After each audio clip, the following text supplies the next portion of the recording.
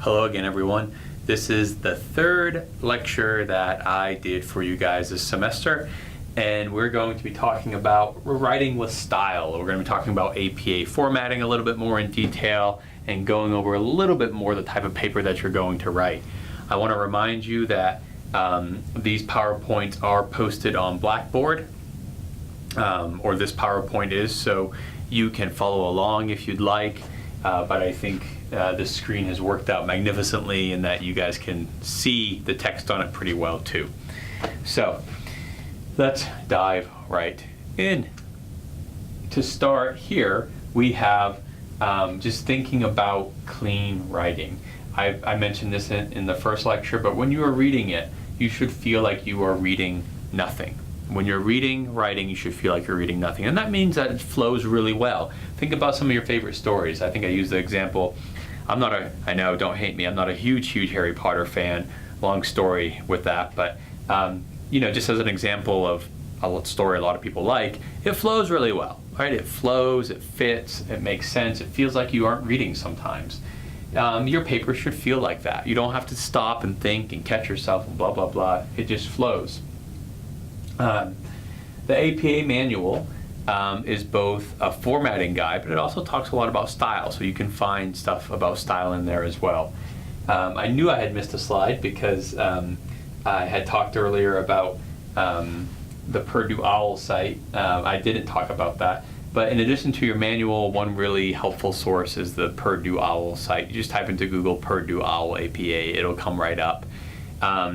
It's a simplified, very simplified version of the APA manual. It's not wrong, it's fantastic, it's used everywhere, but it doesn't have everything that the manual has by any means, but it has some stuff that's used a lot. So I use it still. When I need to find out something about APA really quickly, I'll see if they have it instead of trudging through the manual. But you gotta have the manual too, because there's things that, that's obviously the ultimate source.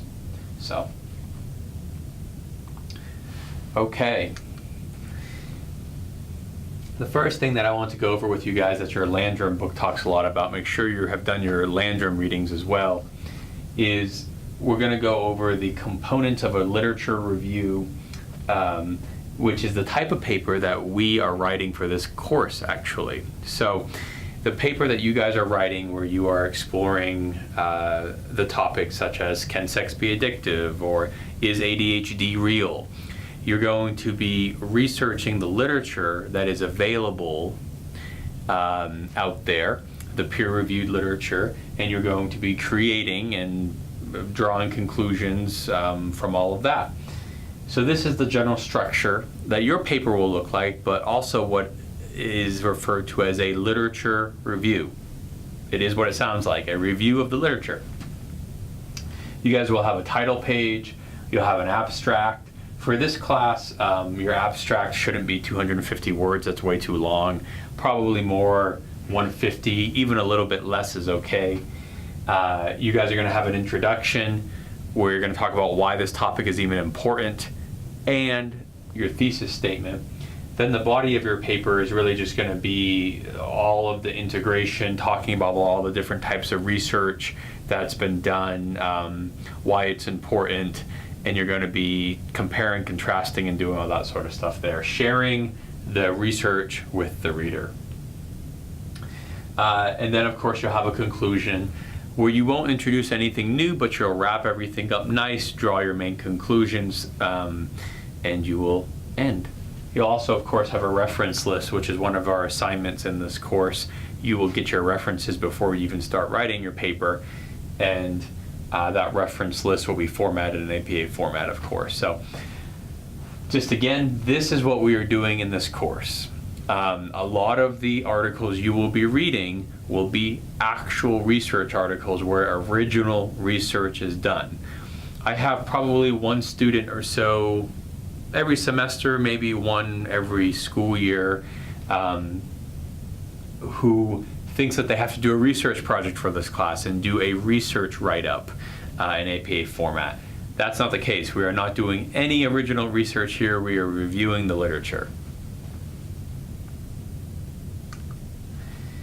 So, if you were doing a research paper though in APA format, if you were doing that, and you had a research question and you had hypotheses about that research question, you would add that into your research paper, right? You would add in your hypothesis about that research question. You would add in what you did, your methods for your experiment. You would talk about the results that you received from that experiment, and then you would have a discussion about those results and how they apply and so on and so forth. So this is not what we're doing in this class. If you take PSY201, I believe it is, experimental lab, you will be doing one of these write-ups, or if you do any research whatsoever. Not for this course, again. All right. So just a brief word about formatting. Later in the semester, we're going to go over formatting in way more detail. Your reference list, you're going to be formatting. So this is just a brief overview talking about this introduction of thinking about there is formatting for APA. APA does have a specific format for many parts of your paper. So when you cite something in text, there is a certain way to format that. There's a certain way to format abbreviations. There's a certain way that you technically should have your headings, if you have headings in your paper. There's a lot of rules regarding the reference list. So APA formatting is thorough. That's why it's really recommended that you have your APA manual, which is a requirement for this course. I also share with you some other resources throughout the semester. One of them I'll share here in a second. Resources online that you can use to help with your formatting. It's one of those things, everybody, where it takes some discipline to master, but once you master it, once you get it, it makes sense, and it's really helpful because it allows everyone, as I said in the first lecture, to speak a common language, common format. Whatever literature review or research paper you go to, they're going to have a similar or the same format, it helps with unifying the field and multiple fields, because multiple fields use APA formatting. Okay. A little bit about plagiarism. Definitely read the Landrum material in your book, your Landrum book about plagiarism. They provide some really good examples of intentional and unintentional plagiarism, but I thought I would touch on it here. There's a good definition from your Landrum book right here by Landau, 2003. Essentially, most of us know, plagiarism is essentially when people take credit for thoughts, words, any other type of intellectual property that's somebody else's. So you don't give credit where credit is due, and you use it for your own means in some way. Plagiarism, of course, most of you know, it's a serious offense. At a university, you could be kicked out of the class. You could definitely fail the assignment, possibly be kicked out of the class, possibly fail the class, possibly kicked out of the major, and in some instances even kicked out of the school. That has happened. So it really depends on the university and how serious the plagiarizing was. There are two types of plagiarism, as I said. There's intentional and unintentional. I think probably at some point, in our lives, we unintentionally plagiarize something for different reasons. It can happen, but once you're aware of it, once you're aware of unintentional and intentional plagiarism, when we talk about these things, you should be able to spot it better and prevent yourself certainly, but other people too, from doing it. So, intentional plagiarism is essentially what it sounds like. Someone intentionally took someone else's work and claimed it as their own. So these are oftentimes more blatant and obvious than unintentional plagiarism, usually more serious too. Examples of this would be like downloading a paper from the internet and using it as your own when you just downloaded it from the internet somewhere. It would be using your friend's paper who took the class last semester and turning it in. It would be using your friend's paper from last semester and just paraphrasing it all and using all of it, even though you're writing different words. It's still plagiarism. You're using somebody else's work as the foundation for your own, not your original thoughts or how you integrated things or how you presented things. It's your friends, even though you may change the wording a bit. That's intentional plagiarism. You're using someone else's work in a very specific way. Sometimes intentional plagiarism can be just a really severe lack of citing your sources. That happens sometimes. That kind of can fall into unintentional plagiarism, though. But intentional plagiarism, again, is more grievous. It's and the sad part for me is that it really cheats the people who do it, and it cheats the people whose work is being stolen. But when someone plagiarizes, they're cheating themselves of learning and being involved in an opportunity, and that's only going to hurt them in the long run. I think people who do this do get caught at some point, and I hope they get caught, because there's really no excuse for it. Unintentional plagiarism is a lot more gray area. It's exactly what it sounds like. It's really not intended. Almost fell over there into the television. Typically, unintentional plagiarism happens for a few reasons that are much more innocent than intentionally plagiarism.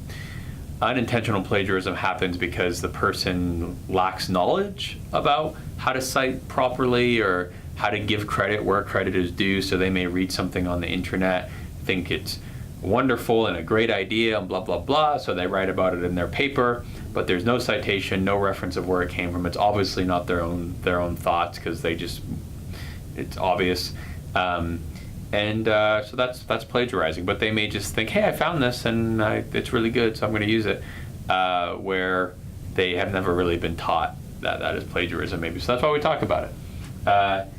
Sometimes it's also just carelessness. I think on my next slide we have causes of plagiarism. Poor time management. I see that sometimes too. We all live busy lives.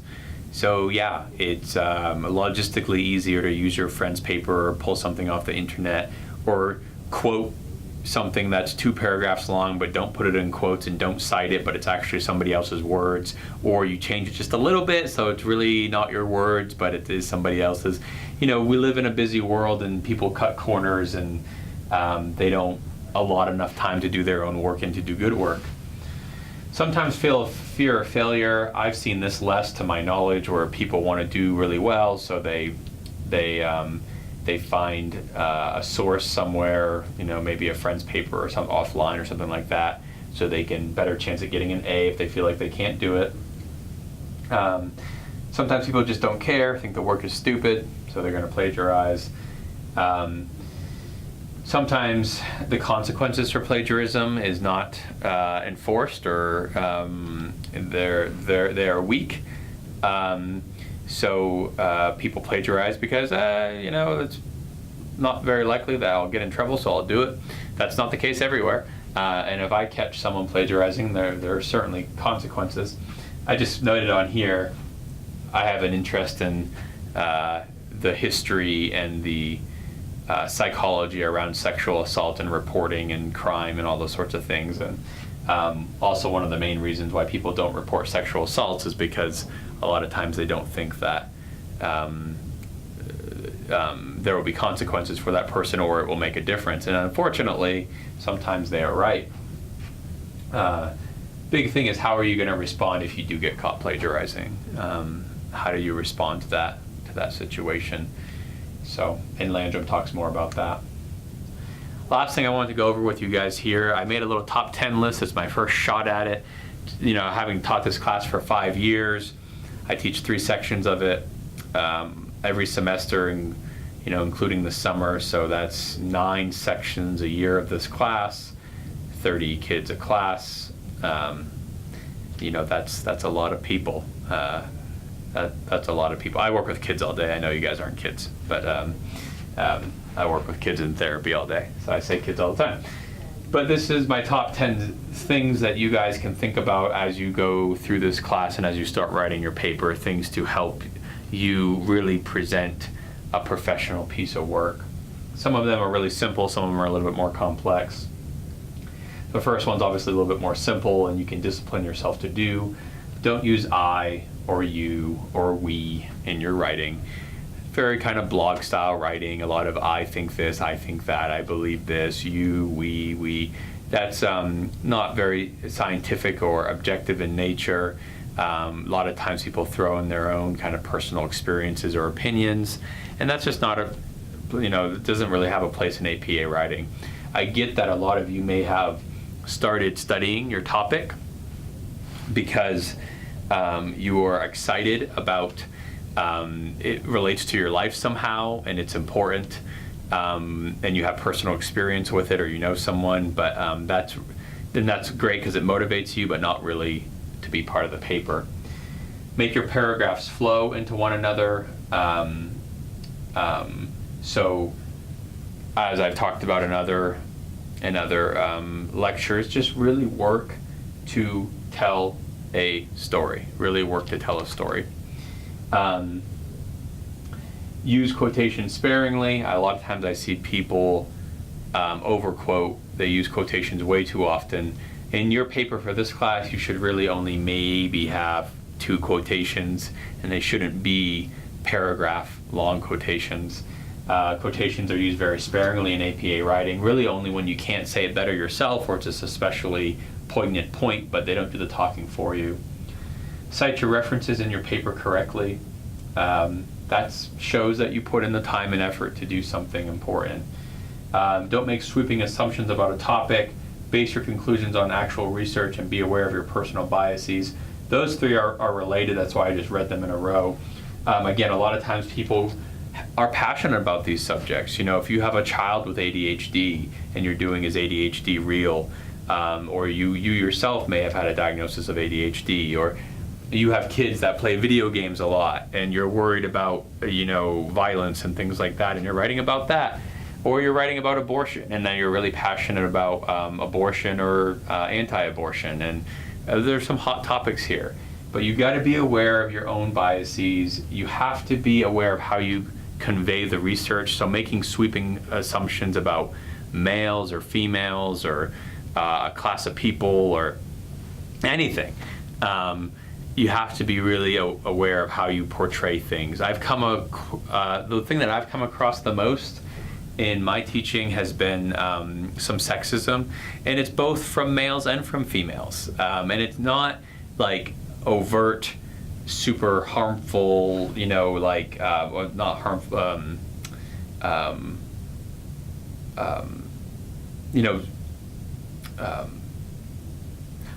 it's not very egregious sexism, but it's there. I was trying to think of how I would describe it.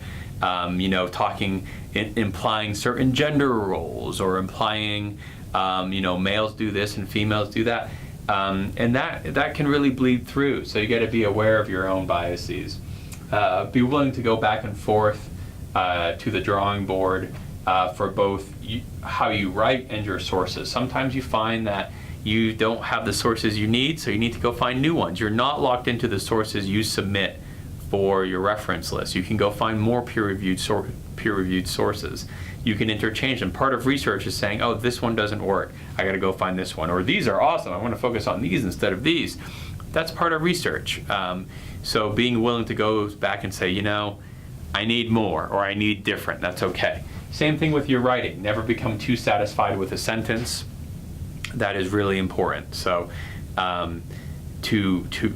to realize that sometimes you have to be willing to delete a paragraph and rewrite it because it doesn't flow right. And then it will feel better afterwards. Or you have to delete a sentence and rewrite it because it doesn't flow right. That's okay. Go back to the drawing board.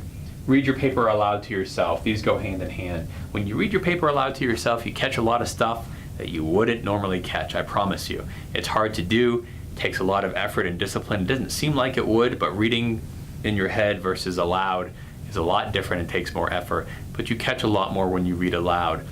Especially people who are really trying to develop their writing and really try to take a next step up. That's like my #1 piece of advice. Read your work aloud. You will catch more. You will improve a lot. Okay, everyone. Well, I think that this is the end of our third lecture here. I hope it was helpful for you, and some things that we'll be continuing to think about as we go through the chapters here, and we go through our modules, rather, not the chapters. There's not a whole lot of reading in this course. So I hope you're all doing well, and email me with any questions.